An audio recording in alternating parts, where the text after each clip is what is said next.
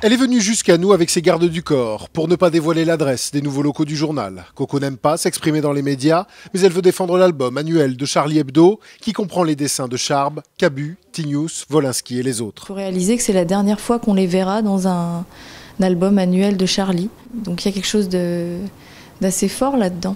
Donc c'est notre hommage de faire vivre leur travail encore et encore. Elle travaillait avec eux tous les jours. Depuis le 7 janvier, elle n'a pas cessé de poursuivre leur combat. Je suis une enfant d'eux quelque part. Donc j'ai 1000 raisons de continuer Charlie. Et j'ai une grande admiration pour Rhys, qui est mon collègue, mais qui est aussi quelqu'un de très fort, que j'ai vu le 7 janvier à terme et toujours résistant. Et ça, j'ai envie de me raccrocher à des choses comme ça. Résister par le crayon pour la liberté d'expression. Charlie, c'est aujourd'hui 190 000 abonnés, 270 000 exemplaires par numéro. Mais après les récents départs de Luz et Patrick Pelou... C'est l'équipe de dessinateurs qui nous fait un peu défaut là. Donc on a beaucoup de travail.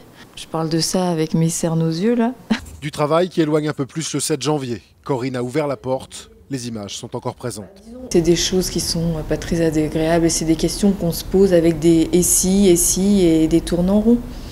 Il faut du temps pour vivre avec ça. Quant à témoigner, raconter ce qu'elle a vu, Coco doute de le faire un jour. Je ne raconterai jamais frontalement ce que j'ai vu, ce que j'ai ressenti. J'ai trop de pudeur pour ça, j'ai trop de respect pour eux, j'ai trop de respect pour moi aussi. Elle préfère utiliser le langage qui est le sien, celui du dessin.